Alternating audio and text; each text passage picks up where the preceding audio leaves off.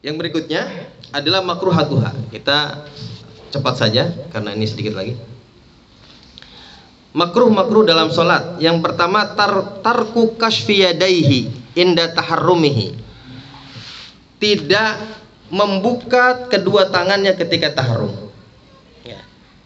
Ini mungkin tidak membuka itu bisa dikepalkan atau dia menggunakan qafazain, misalnya menggunakan sarung tangan dan sebagainya.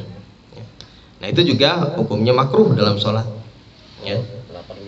Ya, kalau kasyaf kan begini ya. Jadi nggak boleh dikepalin begini atau terlalu begini juga. Kemarin kita sudah bahas ya. Sunahannya adalah diangkat seperti ini, dibukakan, kemudian dilebarkan, direnggangkan sedikit, direnggangin tapi sedikit. Kemudian dicondongin sedikit supaya ujung-ujung jari kita menghadap ke kiblat. Ya, jempol kita tepat di bawah telinga kita. Ya, sejajar begini. Ya. Ya kalau begini saya nggak tahu riwayatnya. Ya mungkin ada, tapi yang banyak diriwayatkan oleh para ulama adalah boleh. Kita lagi nyari riwayat kita mah. Kita belain. Ya, inda taharrumihi wa sujudihi, juga ketika sujud. Nah, jangan sampai makruh hukumnya sujud juga tadi ya. Tidak dibuka. Imam dibuka itu dikepalkan begini atau kita menggunakan sarung tangan. Kemudian wa ilsaqu qadamaihi, merapatkan kedua kaki. Dalam sholat bagi laki-laki sunnahnya direnggangin. Ya, kalau ditutup begitu dirapetin hukumnya makruh. Wa taqdimu ihdahuma, kemudian memajukan salah satu kaki. Ya, maksudnya satu di depan, satu di belakang misalnya. Kayak gaya baru kuda-kuda. Kuda-kuda. Wa atimadu alaiha, atau kita bertumpu kepada salah satu kaki. Kan suka ada tuh, yang satu rada miring ke kiri gitu ya. Yang satu rada diangkat, juga itu makruh hukumnya. Fil qiyami, ketika berdiri. Wa jahrun bi mahalli israr, kemudian mengeraskan suara di tempat yang harusnya dipelankan. Salat duhur kita bacaannya kenceng, atau sebaliknya. Salat maghrib yang harusnya dibaca keras, pelan. Assalamualaikum teman-teman, berjumpa lagi dengan saya di sini di channel Bang Mo.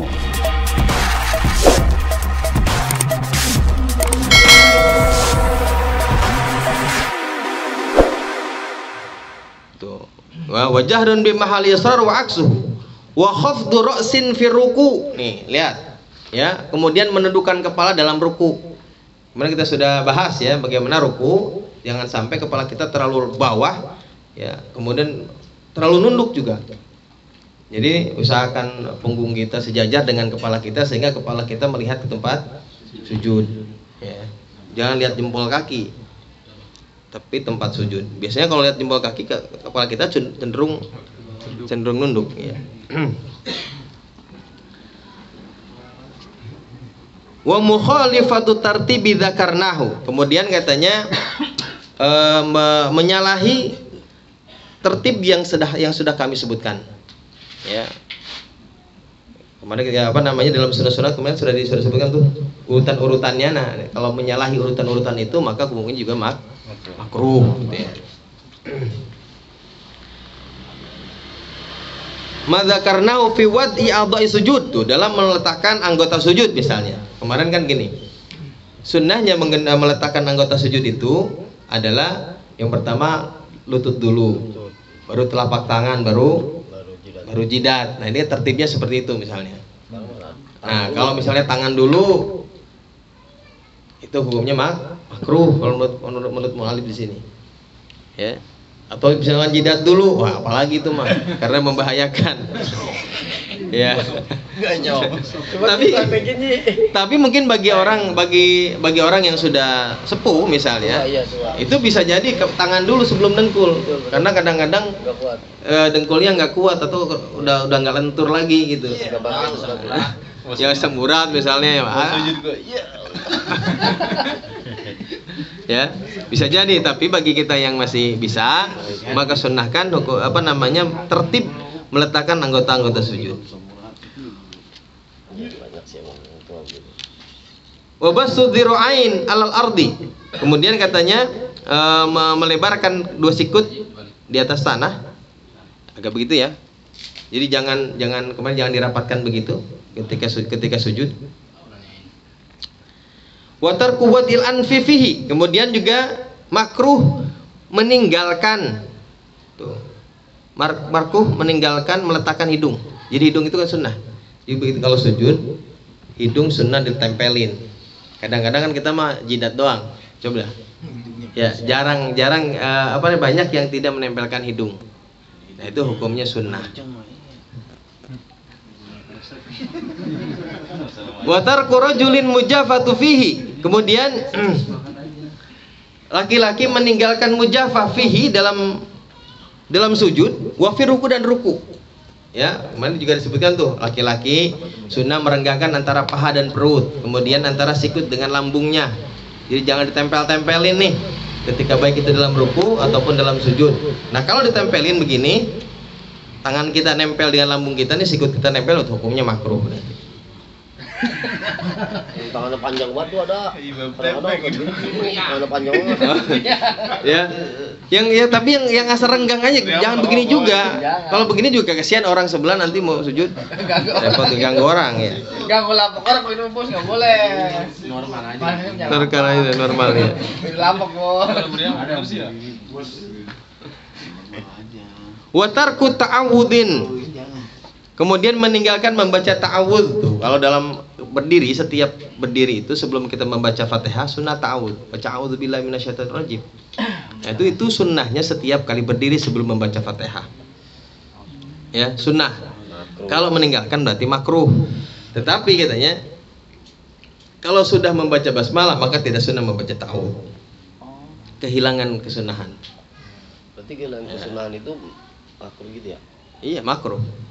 Jadi kalau kita berdiri nih, yang pertama kan sunnahnya kalau di rakaat yang pertama membaca iftitah, kemudian membaca ta'awud, baru membaca surah. Nah, tapi ta'awud, iftitah dan ta'awud ini hilang kesunahannya kalau kita sudah membaca Bismillahirrahmanirrahim. Iftitah hilang kesunahannya kalau kita baca ta'awud. Ta'awud hilang kesunahannya kalau kita sudah baca Bismillah. Sudah masuk dalam suratul Fatihah. Ya, tapi hukumnya sunnah. Kalau ditinggalin sengaja hukumnya makruh. Wa tarku ta'awudin wa suratin, juga tidak membaca surat dalam rakaat yang pertama dan kedua. Tuh, itu juga makruh. Wa takbir intiqal, kemudian juga kalau takbir intiqal ditinggal. Ya, kadang-kadang orang malas tuh ya. Lagi sholat malas banget baca takbir aja sampai malas banget. Nah, itu juga hukumnya makruh. Timbang Allahu Akbar aja nggak dibaca misalnya. Memang tidak wajib, itu hukumnya sunnah. Tapi kalau nggak dibaca makruh. Wa qalu tasbihi ruku' wa sujud, kemudian meninggalkan paling sedikitnya membaca tasbih dalam ruku dan sujud. Ya, kan paling sedikitnya baca subhanallah. Kalau itu nggak dibaca sama sekali makruh tuh. Sombong banget. Wa dzikri i'tidalin, kemudian bacaan dalam i'tidal. Wa julusin baina sajdatain, meninggalkan doa di antara duduk di antara dua sujud, juga itu makruh. Wa ta'awudzun ba'da tasyahudin akhirin, juga makruh. Kan ada sunnah tuh, sunnah membaca doa setelah kita tasyahud akhir tuh. Allahumma inni a'udzubika minal qabri wa a'udzubika minan nar wa a'udzubika min fitnatil masih dajjal tuh sunnah itu dibaca. Katanya meninggalkannya di sini disebutkan hukumnya makruh. Oh itu. Iya. Sunnah ditinggalkan makruh katanya. Masya Allah. Tuh. Saya membaca itu jadi imam kelamaan. Nah ini. Ya, saya baca itu. Wa ta'awudin ba'da tasyahudin akhir. Nih dengerin ini. Itu memang ada doakan yang sunnah setelah tasyahud. Iya. Dan juga disunnahkan kita setelah baca tasyahud itu disunnahkan membaca doa apa saja. Meminta sama Allah itu di antara mahalul mustajabah, tempat dan waktu yang mustajabah setelah tasyahud akhir itu. Kemarin juga dalam kesunahan kan ada tuh di sini nih, di sebelahnya tuh ada doa-doa yang disunnahkan dibaca dalam tasyahud akhir. Banyak tuh memang doa-doa panjang. Tapi kalau kita jadi imam, ya bacalah yang pendek-pendek. Minimal ini ta'awud baca. Ta'awud kan cuma baca Allahumma inni a'udzubika minan nar. A'udzubika min adzabil qabri wa a'udzubika minan nar wa a'udzubika min fitnatil mahya wa mamat wa min fitnatil masih dajjal. Sudah begitu itu. Enggak panjang. Ya kalau dibaca dari Allahumma inni akhartu wa masartu wa malantu lamaan. Ya, panjang. Nah itu sunnah dibaca. Pertama kalau kita sholat sendiri. Yang kedua kalau kita menjadi imam tapi makmumnya mahsur. Makmumnya itu aja. Kayak kita misalnya imam di musola nih, namanya imam mahsur, yang sudah terhitung lah itu mah gitu. Imam tetap lah gitu. Yang kita udah tahu dia kalaupun kita sholat lama juga nggak bakalan kabur. Nah, kalau kita misalnya sholat di masjid umum, udah ketahuan wah masjid imam sholat lama banget nih. Insya Allah besok sepi. Ya, iya.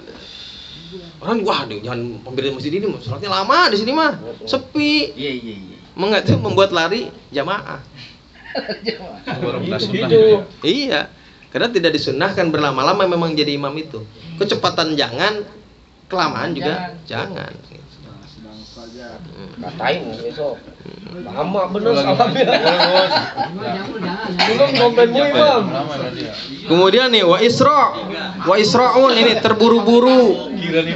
Nah, ini semua dari kita rata-rata ya. Semua dari kita kalau sholat buru-buru, bacaan Fatihah mentang-mentang apa bisa kenceng banget. Ngebut. Nah ini makruh nih. Makruh itu kalau kenceng tapi bacaannya bener, makruh. Bagaimana kalau kenceng bacaannya salah, mana banyak yang ketabrak. Nah, ini kan banyak yang kebuang. Makruh. Yang bener aja makruh, bagaimana yang salah? Nggak sah sholatnya. Wa takhsisu imamin nafsahu bid-du'a. Wa takhsisu imamin nafsahu bid-du'a. Kemudian katanya si imam menghususkan dirinya sendiri dalam doa. Kemarin kita udah bahas ya. Kalau misalnya baca doa kunut, Allahumma hdini fiman hadait, ya begitu itu. Menghususkan dirinya sendiri dalam doa bagi si imam hukumnya makruh. Ya pakailah dengan doa-doa yang menggunakan jamak gitu. Ngaji gitu begitu mah tahu. Ya. Wa takhallufu ma'mumin li jalsati istirahatin tarakahal imam tuh. Kemudian melambatnya si makmum, ta'akhurnya si makmum, terlambatnya si makmum untuk melakukan jalsatul istirahah sementara si imam tidak melakukannya. Nih kalau kita jadi makmum, imam kadang-kadang kan begitu sujud langsung bangun, nggak pakai jalsatul istirahah lagi. Nah kalau si makmum terlambat untuk melakukan jalsatul istirahah yang ditinggalkan si imam, di sini makruh katanya.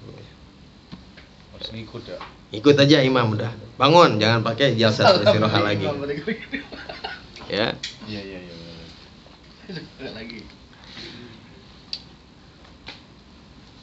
Wa kafu sya'rin wa saubin. Ya, kemudian katanya kafu sya'rin wa saubin itu melipat rambut dan pakaian. Digulung kalau sekarang mah. Digulung-gulung. Nah, makruh itu ya. Rambut nih maksudnya lipat pakai rambut ini sekiranya kalau dalam sholat ganggu. Tapi kalau misalnya malah sebaliknya, kalau sekarang kan misalnya kalau nggak dilipat nih rambut kan kalau yang panjang malah ganggu ya. Jadi jangan sampai dalam sholat itu kita berdiri rambut mulu maksudnya. Rumbai. Oh jadi ini begini mulu kali. Iya, itu makruh itu. Karena walaupun itu tidak mendatangkan gerakan yang banyak yang bisa membatalkan sholat, tapi itu mengganggu mendatangkan gerakan yang tidak seharusnya. Battle mulu suruhin battle. Berarti kalau lagi sholat dan kancing sama ya? Hah? Buru-buru tuh. Iya, bener kancing juga sama tuh. Ya seperti gini, sebetulnya gini, kalau kita pernah dengar dulu orang tua kita kan kalau rambut sehelai saja menghalangi jidat katanya sholatnya nggak sah. Sebetulnya dalam sujud itu yang penting sya'rul jabha kulit jabha ini, kulit jidat ini sebagiannya nempel di tempat sujud. Ya, jadi walaupun misalnya ada rambut sebetulnya nggak masalah, yang penting nempel. Kecuali rambutnya semua, gitu kan, kenutupan semua, itu yang nggak boleh. Wa mashu wajhi min nahwi ghubar. Nah, kemudian mengusap wajahnya dari pasir atau debu misalnya. Kalau habis sujud kan biasanya suka nempel-nempel tuh. Ya, kalau misalnya di musola yang agak kotor ya. Atau misalnya di tembok suka ada tuh kan pasir-pasir yang nempel-nempel di jidat ini. Habis sujud jangan pakai dilap. Itu makruh, biarin aja. Itu katanya asarul ibadah itu. Ya, asarul ibadah. Sakit, habis sujud lagi sakit.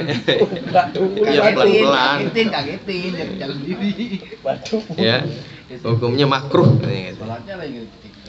Wa tarwihin ala nafsihi. Nah, ini tarwih itu gimana sih ya? Mengenakin badan dalam sholat.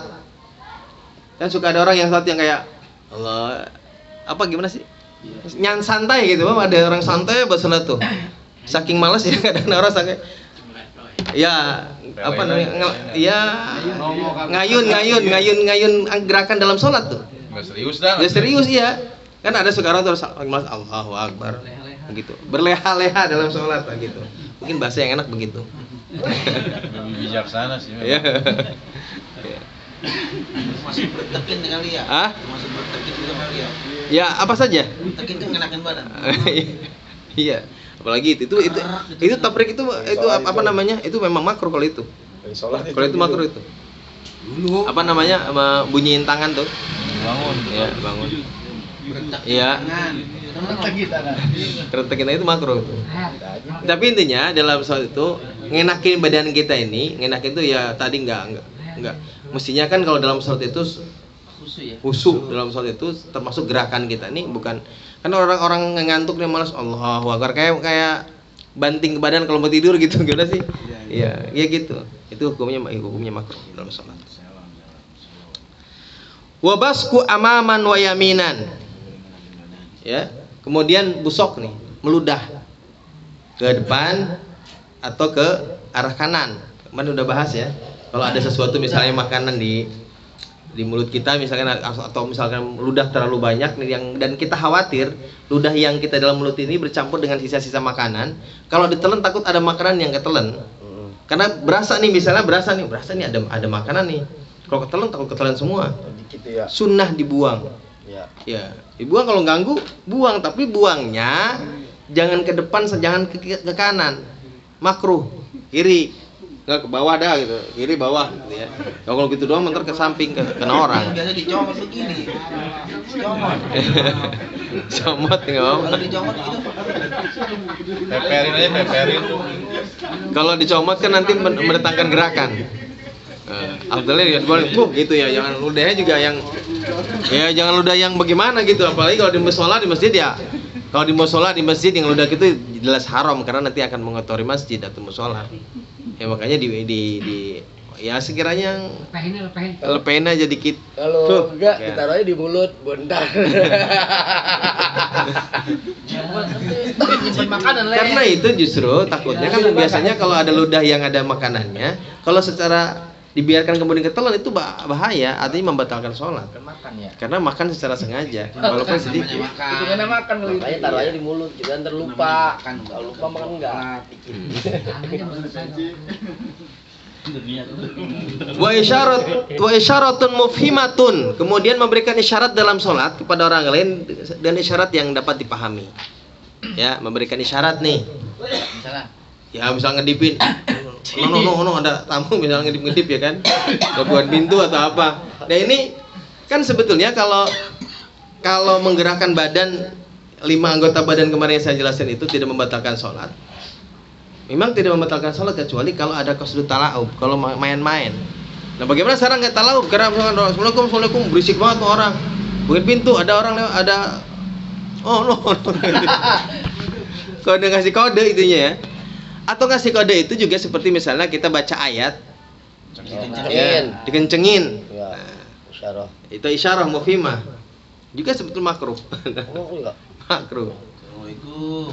Dia lagi sholat. Iya. Boleh. Makruh. Daripada aja assalamualaikum mulu nggak dijawab. Ada Karena kamu suara jelek kamu nih. Kemudian watasaub, angop. Ya. Angop dalam sholat tuh ya, angop mulu. ditutupin. Iya. Ujuk.